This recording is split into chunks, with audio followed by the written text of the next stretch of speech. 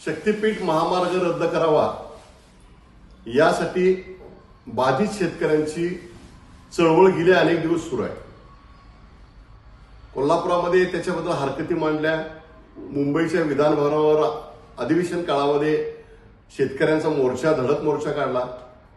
अद्याप ही शक्तीपीठ महामार्ग रद्द केल्याची अधिसूचना महाराष्ट्र शासनाने जाहीर केलेली नाही। मुख्यमंत्री एकनाथ शिंदे यांनी निवडणुकीच्या अगोदर जाहीर सभेमध्ये सांगितलं की शक्तीपीठ महामार्ग रद्द केला, अधिसूचना काढली, वटहुकूम काढला, पण त्याची अंमलबजावणी झाली नाही। आणि आज देवेंद्र फडणवीस परत म्हणतात की शक्तीपीठ महामार्ग होणारच। आणि आज माजी मुख्यमंत्री आणि आताचे उपमुख्यमंत्री कोल्हापूर जिल्ह्याच्या दौऱ्यावर येत आहेत, तर आम्ही त्यांना स्मरण करू इच्छितो की आपण शक्तीपीठ महामार्ग रद्द केला ही घोषणा केली, त्याची अंमलबजावणी करा, अन्यथा आम्ही निदर्शन करू।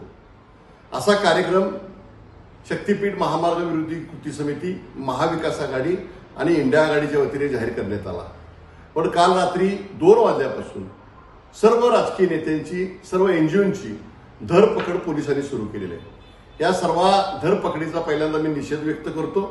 त्याचबरोबर मीही आज या निदर्शनाकरता घरातून बाहेर आहे, अजूनही पोलिसांनी मला काय अटक केलेली नाही आहे, पण ही निदर्शन आम्ही करणारच आहोत। पण आज एक स्वातंत्र्य काळापासून एक पहिल्यांदा एक असा कोल्हापूर जिल्हा प्रशासन पोलिसाचा व्यवहार बघितला की माझ्या राहत्या घरामध्ये पोलिसांनी सर्च वॉरंट काढलं आणि संपूर्ण माझ्या घराची झडती घेतली। अरे आम्ही देशातील शेतकऱ्यांच्या, कामगारांच्या, शेतमजुरांच्या हिताच्या बाजूला आहोत, त्यांच्या प्रश्न सोडवण्यासाठी आहोत। आमच्या घरामध्ये जरी काय जसं काय कुठला फार मोठा गुन्हा केला अशा प्रकारचा सर्च वॉरंट काढला, माझ्या कुटुंबियांना नाहक त्रास दिला, याचाही मी निषेध करतो। आणि महाराष्ट्रातील आम जनतेला सांगतो, हे सरकार जनतेच्या हिताचं नाही आहे। जनतेच्या जे बाजू मांडतात त्याचं आंदोलन दडपशाहीने दडपायचं, ते आंदोलन ठेचण्याचा प्रयत्न करायचा, हे वाईट प्रकार आहे। आणि म्हणून मी कोल्हापूर जिल्हा प्रशासनाचा आणि महाराष्ट्र